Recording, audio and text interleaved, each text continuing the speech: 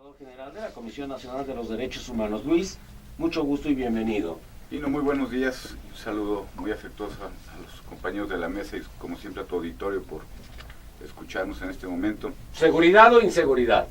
Pues inseguridad, Nino, pero con la idea de que este sea este año un momento muy adecuado para ir reflexionando sobre las políticas públicas que el Estado mexicano está instrumentando con el objetivo de preservar la seguridad pública y la tranquilidad de los mexicanos. Debo decirte, Nino, que tú recordarás, esta no es la primera mesa que utilizamos para platicar sobre este tema. Ya hace algunos años que lo venimos tratando y precisamente en las primeras mesas que tú bien impulsaste sobre el tema, veíamos con preocupación que si los niveles de violencia en aquel entonces iban aumentando, se iban a presentar en el país fenómenos como el que se está presentando ahorita de justicia de propia mano, en donde la misma sociedad pues iba a tomar la justicia precisamente ante las omisiones que las autoridades de los tres niveles de gobierno han tenido en tema de la seguridad. Muchos millones de víctimas del delito al año en cifras oficiales del INEGI, secuestros que van en aumento, homicidios violentos, inclusive vemos ahora como ya servidores públicos de diferentes ámbitos también son objeto, por la razón que sea, de violencia. Hay una ley de víctimas que acaba de entrar en vigor, que pues requiere ser eficaz y de aplicarse en todas sus partes, precisamente pues para garantizar los derechos que la Constitución garantiza para las víctimas del delito. Y pues el tema que sigue sobre la mesa, que son los desaparecidos y ahora estos grupos de autodefensa, que requieren que si hacemos un balance así muy sencillo nada más de los periódicos que hay todos los días circulando y de los medios de comunicación, podremos observar que en más de la mitad de las entidades de este país hay problemas de inseguridad muy serios. También nos acompaña el día de hoy el capitán Alfredo Aedo Mayorga, secretario de Seguridad Pública del Estado de Hidalgo. Alfredo, mucho gusto, bienvenido. Y no, muchas gracias por la invitación. Primeramente recibe un cordial saludo del señor gobernador del Estado de Hidalgo, el señor José Francisco Olvera Ruiz. Sigue la inseguridad. Y saludos a todas las mesas, todos los presentes en la mesa. Sigue la inseguridad, sigue la violencia. Inseguridad, Nino, pues bueno, es el tema que está muy de moda. Yo quiero decirte que en el Estado de Hidalgo día a día trabajamos muy duro para poder combatir este problema. Yo te quisiera decir que lo que respecta al Estado de Hidalgo, estamos trabajando muy coordinadamente con instancias tanto federales como municipales. Ahorita tenemos una base de operaciones mixta donde estamos tratando de erradicar estos problemas en el Estado. Afortunadamente mi Estado, el Estado de Hidalgo, está por la media nacional. Yo creo que hemos dado buenos resultados, la policía cada día se está capacitándose más. ¿Están en el escudo centro que se estaba formando o ya se formó? Ya está formado el escudo centro, Nino, efectivamente. Estamos trabajando por instrucciones ya federales, estamos haciendo reuniones constantemente con la zona centro. En lo que me respecta como secretario de Seguridad Pública, con las más entidades de la zona centro. Estamos haciendo ya estas reuniones y tratando de llegar a acuerdos y modificaciones para podernos entender mejor. Muy bien, el Procurador General de la República, Murillo Karam, decía que esto va a tardar más de un año, más de 2 años, más de 3 años, no sabe cuánto tiempo más. Nos acompaña también el día de hoy el doctor Federico Ponce Rojas, vicepresidente de la Academia Mexicana de Derecho Internacional. Federico, mucho gusto, bienvenido, buenos días. Muchas gracias, buenos días a todos, gracias Nino. Efectivamente, yo quiero retomar 2 aspectos fundamentales de los 2 personajes que nos acompañan hoy, que me han precedido en el uso de la palabra, para decirte que el tema de la seguridad tiene que estar desde luego vinculado al tema de la justicia, a la procuración y a la administración de justicia. Si no amarramos estos 2 conceptos, los esfuerzos que se dan en la primera instancia, en el primer contacto ciudadano, que es la seguridad pública, se verán truncados. Yo le preguntaría al capitán cuántas veces él se siente frustrado porque realiza detenciones, aprehensiones, etcétera, y finalmente terminan otra vez en libertad por una mala aplicación de la justicia. Entonces, son dos conceptos que tenemos que vincular. Luis hablaba de la ley de víctimas. Es un buen primer paso, Luis, pero tú y yo sabemos que la Constitución está desequilibrada en cuanto a los derechos, por ejemplo, de los procesados y de las víctimas. Las víctimas tienen 3 derechos en el 20 constitucional, mientras que el procesado tiene una enorme cantidad de víctimas, de derechos, perdóname. Entonces, equilibrar al presunto responsable, al procesado, con las víctimas, es un tema también, una asignatura pendiente. La ley de víctimas tendrá que ser revisada, es perfectible, pero además hay otro aspecto muy importante que no podemos soslayar, y que se refiere a los derechos de las mujeres, de los niños y de los adolescentes. Hay un gran avance en términos de aplicación de justicia a través de un tratado internacional que la Suprema Corte de Justicia ha protocolizado.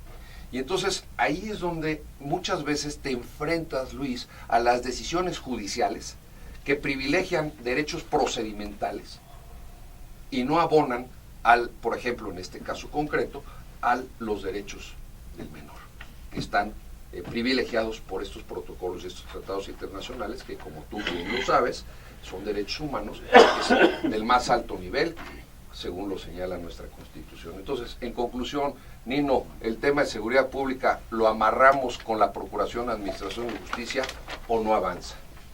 Pues no ha avanzado en los últimos años, ha retrocedido, dirían aquellos que a diario nos escuchan, que a diario ven la tele, que a diario leen los periódicos, de ver que continúa la violencia en el país y a veces se agrava más. También nos acompaña el licenciado Jorge Amador, él es director de Seguridad Pública del municipio de Nezahualcóyotl, Estado de México. Jorge, mucho gusto, bienvenido, buenos días. Muchas gracias, Nino, buenos días a nuestros colegas que nos acompañan y al auditorio que nos escucha. ¿Qué sucede en la zona oriente, en la zona conurbada? En la zona oriente y particularmente en Nezahualcóyotl, la población está padeciendo una injusta situación de injusticia, de impunidad y también de violencia por parte de algunos sectores. ¿Por qué? Yo sé que es muy complejo el problema de la violencia y el problema de la inseguridad y el problema de la injusticia. ¿Pero de forma general? Pero en forma particular, en el caso de ahí de Nezahualcóyotl, lo que yo aprecio es que el problema tiene un lado simple. Yo digo que gran parte de los problemas de seguridad del país o de inseguridad se deben a la utilización de estos servicios públicos como negocio, en lugar de lo que la definición dice como servicio.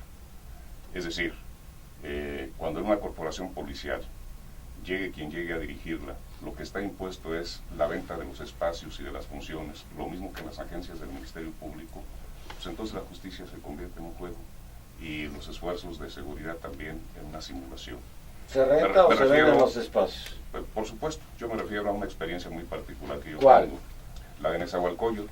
Yo tuve el honor de ser director de seguridad pública desde 2003 hacia 2009 y nos costó un gran esfuerzo cambiar la cultura policial que había por ahí. Ustedes saben que la cultura policial es muy inerte. Un poco la visión del mundo del policía es las cosas así han sido, así son y así se la hermandad o cosas por el estilo. Entonces básicamente la idea es el entre donde los oficiales son obligados a darle dinero a los superiores y así sucesivamente, no sé hasta qué nivel hasta de arriba, la estructura de gobierno. Hasta bueno, arriba. Cuando se practica eso, pues quien paga la cuenta, quien padece es la población. En 6 años logramos nosotros cambiar mucho y hubo indicadores que mostraron el gran cambio, nada más señalo uno solo. En Nezahualcóyotl en el 2003, de acuerdo con los datos de la AMIS, la Asociación Mexicana de Instituciones de Seguros, éramos el 3er municipio más robado.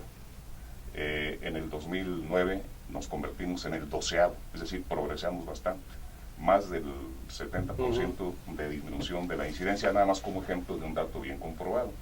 Bueno, pues ahora que regresamos, el primero de enero de este año, pues encontramos que otra vez Neza es el 3er lugar y tendiendo a ser el 2º lugar en este delito y otros. Lo señalo nada más porque para este delito sí hay datos muy confiables y series comparativas. ¿Qué es lo que pasó? Volvieron a convertir la seguridad pública en un negocio. Cuando eso se hace, se comete un crimen enorme. ¿Y qué estás haciendo tú para cambiarlo? Bueno, definitivamente estamos cambiando mandos, depurando la policía, con todo el respaldo del presidente municipal, Ponce P. Hernández, con el respaldo de la comunidad en términos de denuncia, en términos de esperanza de que volvamos a restablecer ahí un nivel de seguridad aceptable. Y nos encontramos que muchas veces pues, el problema no solamente es de la corporación policial, el problema también es de los ministerios públicos, de las otras corporaciones. En pocas palabras, la delincuencia policial que se da en todas las corporaciones debería ser el corazón de la lucha contra la inseguridad. Y casi nadie la conceptualiza de esa manera. También nos acompaña el día de hoy el doctor Jaime Cárdenas, investigador del Instituto de Investigaciones Jurídicas de la UNAM. Jaime, mucho gusto. Gracias, Nino, y un saludo a todos los compañeros de la mesa. Es un gran tema el de la seguridad versus inseguridad, y yo quisiera hacer, a la luz de lo que se ha dicho aquí ya por mis predecesores en el uso de la palabra, hacer varias preguntas. Primero, notamos que en este sexenio hay realmente un cambio de estrategia, o es la misma estrategia represiva que se utilizó en el sexenio anterior. Segundo, se está viendo el tema de la seguridad como fin del Estado, se dijo aquí, junto con otros fines del Estado, es decir, una seguridad, como planteaba Luis, indicador el doctor Luis, de la Comisión Nacional de Derechos Humanos, relacionado, por ejemplo, con el desarrollo social, económico, con mayores niveles de justicia en nuestro país. Justicia me refiero social, no justicia solamente en el Ministerio Público o en el sistema judicial. Y luego la actitud que tienen las corporaciones policiales y las instituciones de justicia del país y de procuración también respecto a estos problemas, por ejemplo lo de autodefensa, esos asuntos de autodefensa, no sé si sean problemas, qué actitud debemos tener o qué nos están enseñando esos hechos, que en municipios del país la gente se organice para autodefenderse. ¿Debemos condenarlo o debemos, en lugar de condenarlo, aprender de ese tipo de experiencias para hacer cambios en el diseño del sistema de seguridad pública del país? Por ejemplo, yo creo que una lección del tema de la autodefensa, de los instrumentos de autodefensa en muchos municipios del país, esos hechos nos muestran un camino hacia la democratización de las instituciones de seguridad pública nacional. Por ejemplo, ¿por qué los jefes de policía a nivel municipal o a nivel estatal o a nivel federal no son electos por los ciudadanos? No hay mecanismos de mayor transparencia en el funcionamiento de esas instituciones. ¿Por qué no se rinde cuentas? Es decir, ¿por qué no se justifican las acciones frente a la ciudadanía? Entonces, el hecho de que hayan aparecido estos mecanismos, sí, para algunos puede ser alarmante porque muestra pues la incapacidad del Estado para enfrentar el problema de la inseguridad, pero también nos muestran un camino. Amador Toca, maestro de Derecho Penal y experto en delitos federales. Amador, mucho gusto, bienvenido. Muchas gracias, Nino. Buenos días a todo tu auditorio. Yo creo que el problema se desató, se multiplicó con esta improvisación en el sexenio de Calderón, en la lucha contra el narcotráfico, donde se multiplicaron y se fragmentaron y se volvieron más peligrosos y más violentos estos capos del narcotráfico y bueno, empezaron a creer otros tipos de delitos que han lastimado seriamente a la sociedad mexicana. Yo creo que el problema de inseguridad a la gente común y corriente, al ciudadano, no le importa que se produzcan y se trafiquen sustancias ilícitas, los narcóticos dentro del país, si lo que sabemos que el destino final seguramente van a ser los Estados Unidos.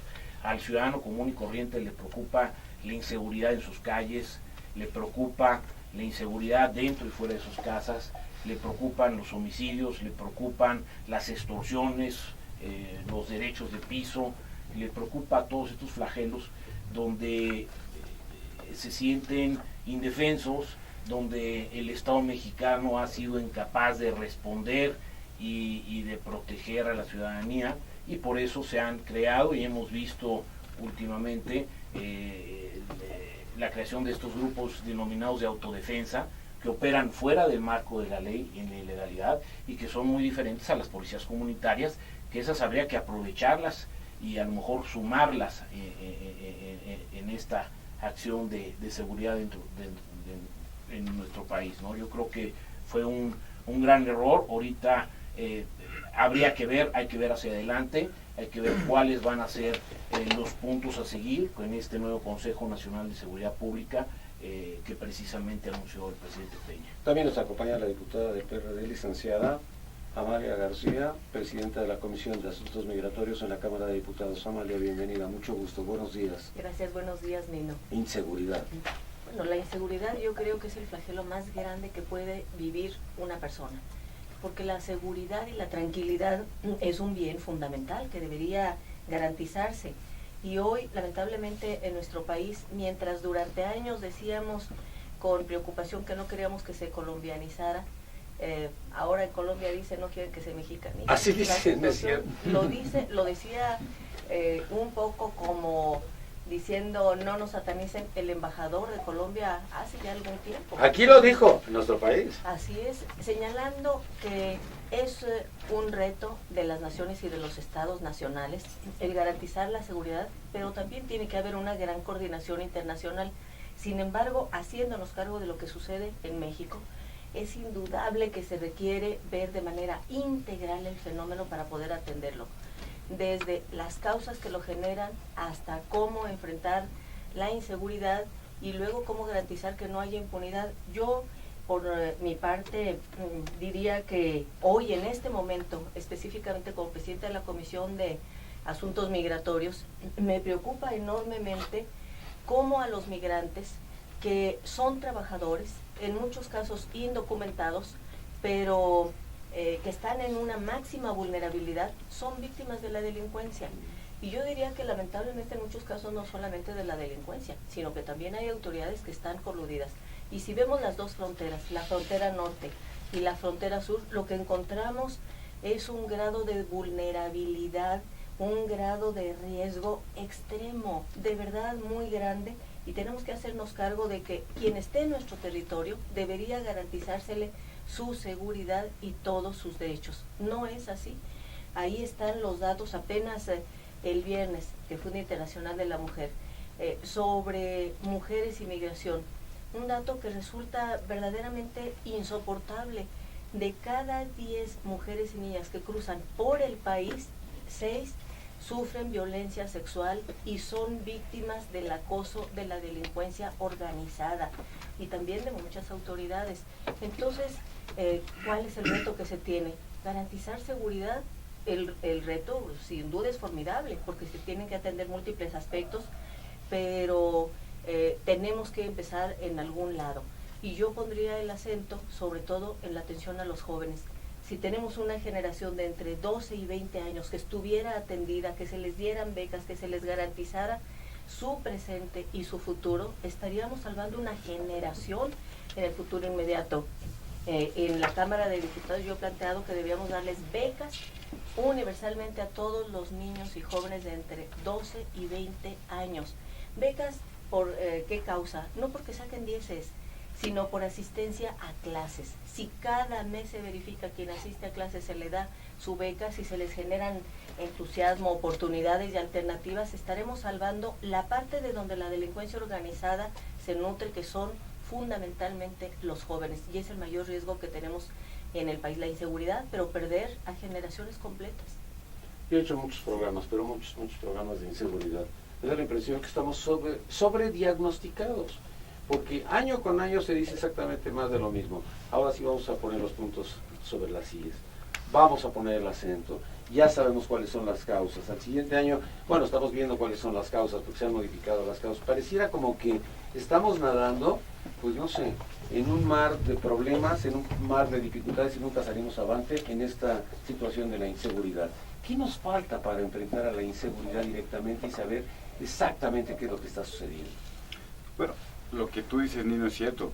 Por eso hacía al inicio de mi plática este aspecto de que hace 2 años estábamos platicando sobre lo mismo. Y los avances pues parece que han sido nulos. Ahora, fíjate que el doctor Raúl Plasencia ha sido muy enfático en este tema, y porque desde la Comisión Nacional de los Derechos Humanos, desde luego nos preocupa mucho el aumento de la incidencia delictiva, porque ello refleja pues el crecimiento de un número igualmente delicado de víctimas del delito, pero nos preocupa también las violaciones a los derechos humanos que se cometen en torno al tema de la seguridad pública, porque estamos hablando pues de figuras como cateos ilegales, cuestiones de tortura, detenciones arbitrarias, en fin, un cúmulo de acciones por parte de los agentes del Estado que nos da la idea y nos da la necesidad precisamente de que si lo que queremos es la prevención, no solamente del delito, sino también la prevención de violaciones a derechos humanos, y con ello ir modificando a la baja la incidencia delictiva en este país, se requiere, otra vez como lo había señalado el doctor Plasencia hace unos años, pues de que exista una verdadera coordinación entre las autoridades del Estado mexicano, Nino. Una coordinación muy eficaz que también se ha venido señalando en muchas sesiones del Consejo Nacional de Seguridad Pública, pero que tiene que ser una coordinación desde el nivel municipal, las autoridades de los estados, la federación, porque pues mira, si no asumimos el tema con la seriedad que requiere, con el compromiso, pues vamos a ver que la policía municipal de algún municipio de Oaxaca no podrá con el problema de inseguridad que tiene, o quizá en Chiapas o en el norte del país. Sin embargo, si vamos trabajando en temas para ir perfeccionando la eficiencia de los policías a través de la educación en temas no solamente de derechos humanos, sino de justicia, de seguridad, de cumplimiento de la Constitución. Mira, debo decirte que el parteaguas en el tema de la seguridad pública, nosotros lo vemos desde la reforma en materia de derechos humanos de 2011. La reforma para el doctor Plasencia y para la CNDH es muy importante porque vino a darle una nueva orientación al sistema jurídico, la columna vertebral del desarrollo de las políticas sociales, del proyecto de nación que tiene este país, y ahí está en la Constitución. Ese proyecto de nación ahora nosotros lo vemos desde un respeto eficaz de los derechos humanos, precisamente para que las autoridades generen todos los esquemas de desarrollo, de convivencia, y que entre otros el tema de la seguridad y de lo, como lo decía la diputada y lo ha dicho muy bien, el tema de la tranquilidad ciudadana pueda regresar a estándares que teníamos hace 10 o 15 años, porque pues mira, es muy preocupante que escuchemos hasta dentro de las familias, pues que ya uno no acude a tal lugar o no acude a alguna entidad o algún centro turístico, pues por un problema de inseguridad. Nosotros vemos con mucha preocupación ese tema, y sí estamos trabajando en la Estamos comisión. secuestrados nosotros. Bueno, pues Nos estamos secuestrando nosotros mismos. es que la percepción creció mucho, ¿no? Claro. Y vemos que este momento, este cambio, pues es una oportunidad, pues con todas estas convocatorias de gobierno que han habido, pues para que sumemos voluntades políticas y podamos trabajar en el desarrollo de una muy adecuada coordinación en materia de seguridad pública, en donde si todos asumimos el tema como un compromiso común, precisamente cuestiones como la eficiencia de los ministerios públicos, que el año pasado veíamos que era del 1%, pues se puedan ir revirtiendo en algún momento, ¿no? Capacitación, educación. En la comisión le apostamos a la prevención del delito y de las violaciones a derechos humanos a través de la educación. Platicas con un gobernador, platicas con un secretario de seguridad y dice, bueno, va a la baja el índice de inseguridad. Y yo digo, pero ¿en dónde? Porque la gente sigue persiguiendo lo mismo. A lo mejor sí va a la baja, pero no nos hemos dado cuenta. ¿Es cuestión de números? ¿O de qué se trata? Señor secretario. Gracias, Nino. Yo te voy a hablar como operativo que soy, como operativo que siempre he sido. Tengo aproximadamente un mes de haber tomado esta gran responsabilidad que es la seguridad de mi estado, que el señor gobernador me dio esa gran confianza y que tengo ese gran compromiso con él y con toda la ciudadanía hidalguense, de poder dar mi mayor esfuerzo para poder sacar esto. Yo tengo una teoría, Nino, que si me pongo a pensar, ¿por dónde entra la delincuencia a mi estado? Yo te voy a hablar de mi estado. ¿Por dónde entra la delincuencia a mi estado? Pues por los municipios. Entonces, ¿qué debo de hacer? reforzar esos municipios. Es por eso que ahora esto del mando único, yo considero que es una buena medida, porque así yo podría capacitar a mis policías de los municipios. El señor gobernador tiene una gran preocupación por el Estado y por la seguridad y inseguridad, como se dijera. Tal es el caso que existe un instituto de formación profesional en Pachuca, donde hay una licenciatura, una formación inicial a través de las carreras de licenciatura en seguridad pública e investigación policial para policías e investigadores, que es una licenciatura, son 5 años, donde el Estado le está dando una beca. Además de esto, existe una carrera técnica en 3 años, donde tienen 2 años de formación y 1 año de prácticas. Entonces, esta es la solución realmente, capacitar a nuestros policías. Gracias. A ver, yo tengo aquí mis dudas. Cada vez, todos los miércoles tenemos programas del Distrito Federal. Vienen los delegados políticos y dicen, de acuerdo con la reforma política, nosotros queremos ser los presidentes municipales o los alcaldes de la delegación para tener el mando de la policía. Aquí tenemos mando único en las 16 delegaciones, entonces ¿para qué quieren eso? Si en otras entidades federativas, y estoy hablando del Estado de Hidalgo, estoy hablando del Estado de México, están pensando en el famoso mando único. Ya en el Estado de México ya 119 municipios aceptaron, faltan 6. Pero, entonces, ¿cuál es la realidad? Hay que buscar la realidad en cada entorno poblacional, en cada zona regional. ¿Van a ser diferentes o vamos a homologar? A ver, Nino, aquí hemos los presentes utilizado una palabra recurrente que es la coordinación. Me complace mucho la presencia de Amalia. Amalia, en la primera asamblea del Distrito Federal, coordinó trabajos muy importantes de coordinación con la Procuraduría General de Justicia del Distrito Federal. Y arrancamos con una gran coordinación. Amalia, hicimos proyectos que pusimos en marcha, etcétera. Es decir, el tema es coordinación, fundamentalmente. Desde luego, capitán, la capacitación es fundamental. Hoy vemos mandos de la policía con grados de doctorado, maestrías, etcétera, y los vemos en el caso del Distrito Federal con una tendencia a eso, a la mayor capacitación, al mayor esfuerzo. Entonces, coordinación. Hablabas, Luis, de voluntad política. Claro que hay que tener esa voluntad política. Cuando tú puedes hacer experiencias, estamos hablando del Distrito Federal, estamos hablando del Distrito Federal que lleva varios años ya en este proceso de coordinación. Si vemos un procurador general de justicia, el DF, llámese como se llame, sí, es bien entendido, por ejemplo, con el Tribunal Superior de Justicia. Es decir, se coordinan, se hablan, se reúnen, etcétera. Vemos un secretario de Seguridad Pública en el Distrito Federal que viene de ser procurador, que tiene una gran experiencia, que es doctor en Derecho, y entonces todo eso abona. Entonces, ¿para qué al queremos proceso de coordinación? 16 delegaciones políticas con mando único en la policía? Yo siento, si esto ha funcionado. Claro, yo siento, Nino, y tú lo viviste también, como todos aquí los presentes, que hubo una intentona que fracasó en Miguel Hidalgo, con aquella policía especializada y tal y tal. Bueno, pues no estaba autorizada ni tenía ningún permiso. Bueno, por eso, pero bueno. Audenautenrudenhagen, no sé cómo se apellidaba la cosa esa. Ajá. Tú sí el fenómeno, tú sabes alemán, ¿no? No, allá, mi compadre. El fenómeno del Distrito Federal, Amalia, es distinto, es lo que tú decías. El fenómeno del Distrito Federal es un fenómeno básicamente de conurbación, y este tema del escudo centro y este tema de coordinación. ¿Funciona o no funciona? Va a funcionar, porque lo que nos hemos quejado en esta mesa y en muchas más a las que me has hecho favor de invitarme, es la falta de coordinación, la falta de comunicación. No hay compartimentación ni de información, reservas de información, celos de actividad, habla bien del etcétera. ejército porque tiene confianza. Claro. ¿Por qué de las policías comunitarias?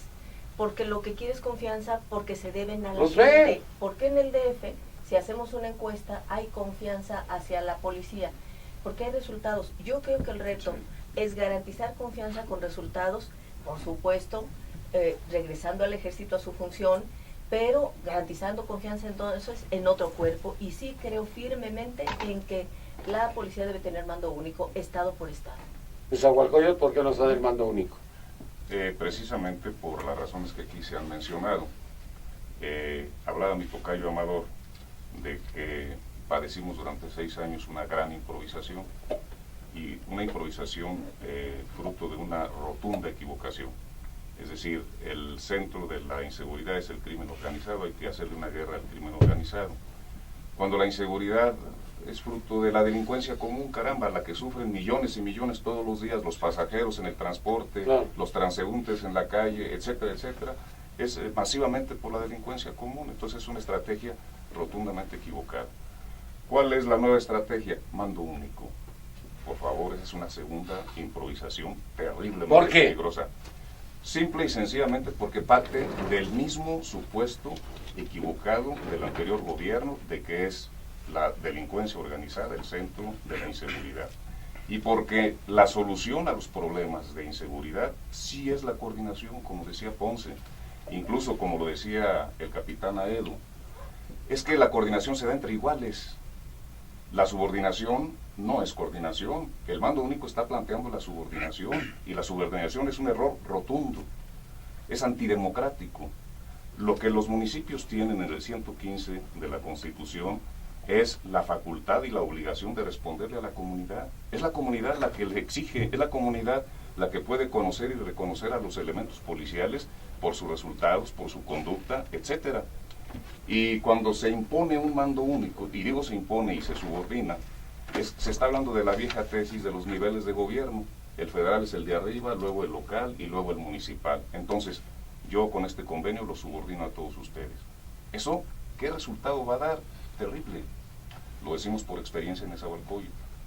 Nosotros decimos cuál es el meollo de la inseguridad en Nezahualcóyotl y probablemente en el país: la impunidad, y la impunidad en muchos aspectos, pero la impunidad en algo muy concreto.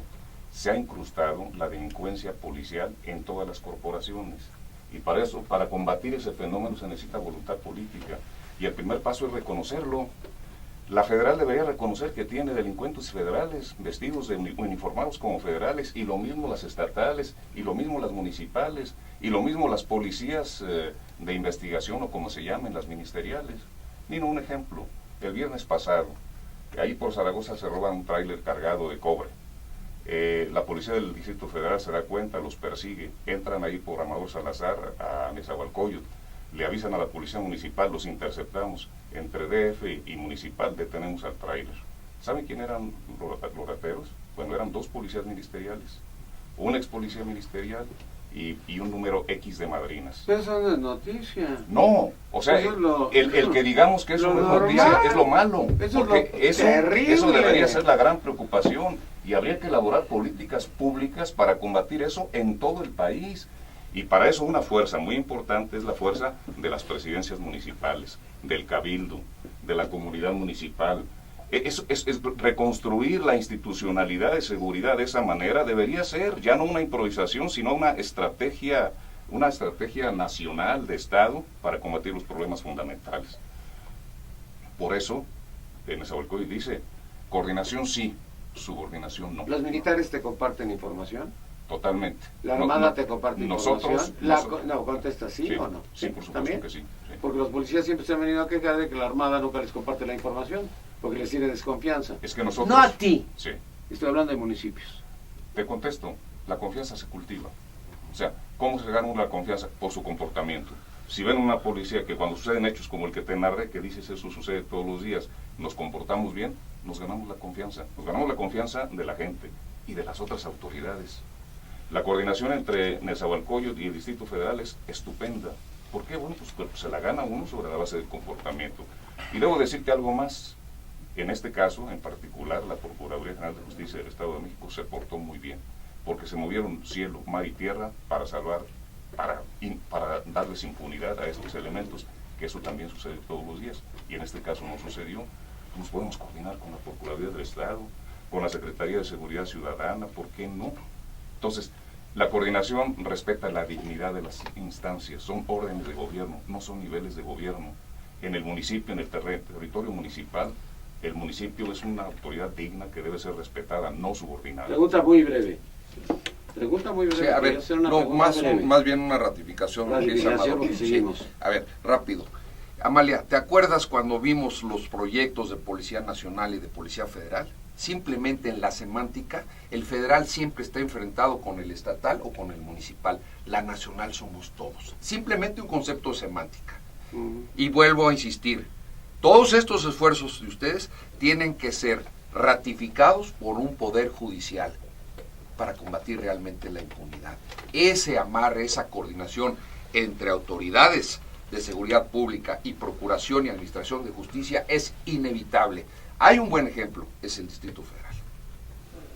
Sí, yo lo que creo es que en el Distrito Federal se ha mostrado que pasando de una época insoportable de inseguridad, aquí de lo que se está hablando es de aquella época en la que había corrupción, violación a derechos humanos, era insoportable. La gente tenía temor de venir del resto del país a la Ciudad de México.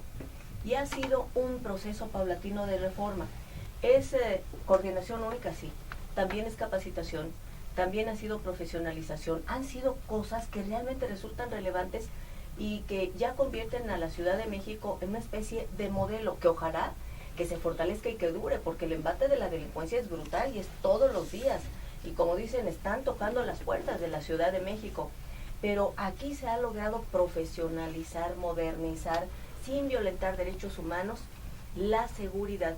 Y me parece que eso es relevante. Entiendo que en los estados, cuando se habla de los municipios y del derecho de los municipios a decidir sobre su vida y a garantizar la seguridad, que es una tarea fundamental del municipio y está en el 115 constitucional, el reto que tenemos es cómo garantizar ese respeto a los municipios y al mismo tiempo cómo lograr eficacia.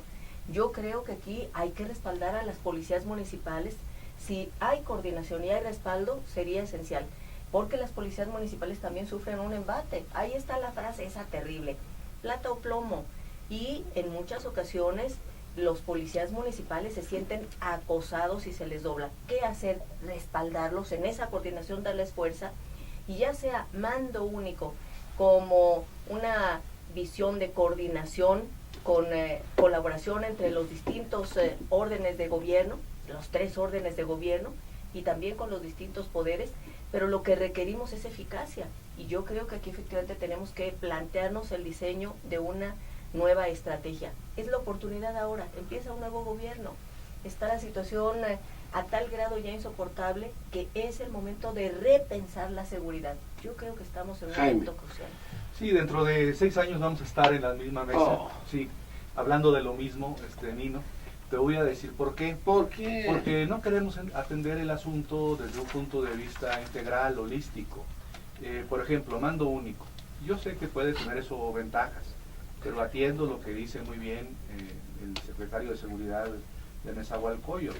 Hay que comenzar a fortalecer al municipio, a los cabildos. Y yo creo que gran parte de los problemas de seguridad del país pueden resolverse incorporando en los comisiones o consejos de seguridad pública a los ciudadanos. Por eso yo decía en mi primera intervención, ¿por qué no se elige al jefe de la policía municipal o al jefe de la policía estatal? Porque siempre ponen al cuate, que es el que hace la caja chica, ¿no? Para que no lo ponga el alcalde, sino que sea el electo por el pueblo. ¿Y por qué en esos consejos de seguridad municipales, estatales, no participan los ciudadanos? Entonces hay que darle una participación mayor a los ciudadanos en los consejos de seguridad. Hay que buscar que los jefes policíacos sean electos popularmente. Desde luego, la estructura policíaca pues debe estar capacitada, profesionalizada, bien pagada. A mí lo del mando único me preocupa mucho. Por 2 razones. Una formal, de abogado, así formalita, del 115 y del 21 de la Constitución, porque son anticonstitucionales, no puede estar un convenio por encima del artículo 115 ni por encima del artículo 21 de la Constitución. Y por ese otro efecto de la subordinación. Si uno lee, por ejemplo, y aquí no voy a traer agua a mi molino, pero si lees el Pacto por México, ¿cuántas referencias en los 95 compromisos del Pacto por México hay a los municipios? 3, y de manera indirecta, y es siempre para subordinarlos.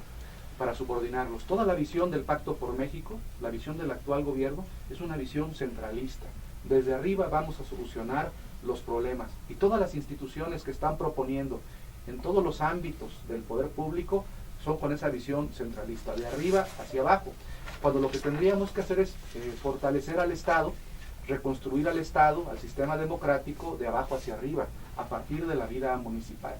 Yo, por ejemplo, me quedo con lo que decía hace un momento la diputada Amalia García. A ver, ¿cuáles son las causas del delito? Bueno, son múltiples, pero claro, muchas de esas causas tienen que ver con problemas sociales, con problemas de desigualdad. Pues tenemos que atender los problemas de desigualdad del país. ¿Cómo enfrentar la inseguridad? Yo creo que en el país no lo hemos enfrentado bien. En el sexenio pasado fue con plomo, ¿no? Represión, combate al crimen organizado, a los cárteles de la droga. Cuando lo que debió haberse, por ejemplo, atendido bien fue el asunto del lavado del dinero. Cómo romper los negocios del crimen organizado. Eso que contaba el jefe de la policía en Nezahualcóyotl, el señor Amador. Decía, pues era un negocio se robaron el tráiler para llevarse el cobre, ¿no? Y eran ministeriales, etcétera. Siempre en el crimen organizado o en el crimen en general hay un asunto de negocio. Entonces hay que romper los negocios del crimen organizado, hay que combatir el lavado de dinero.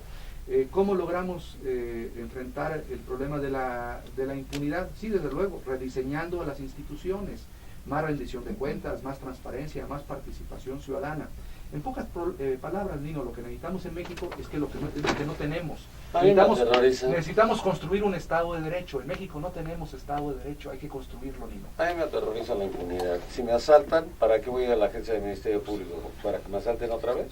Así es, precisamente esa es la falta de confianza. La gente cuando la asaltan no va y denuncia, como tú bien dices, Nino, porque dice, pues no pasa nada. Los pocos que van a denunciar es porque necesitan el acta del Ministerio Público pues para cobrar el seguro de su coche, para poder cobrar otro seguro de su casa o de sus jóvenes, ¿no? Yo creo que aquí el problema es un problema de impunidad, es un problema de no aplicación de la ley, pero ojalá no nos pase que dentro de 6 años estemos hablando de lo mismo, por el bien de todos nosotros. Yo creo que dentro del Consejo Nacional de Seguridad Pública anunciado por el nuevo gobierno, se tocan 6 puntos fundamentales, que yo creo que muchos son, por lo menos si hay una planeación. Entonces el primero es planear. Y bueno, ¿qué vamos a planear? Pues ver lo que está mal, ¿no? El segundo, hablamos de una prevención. El segundo punto de acción es prevenir precisamente el delito y incluir a la sociedad, incluir a la participación ciudadana, precisamente atacando cuáles son las causas, recomponer ese tejido social, el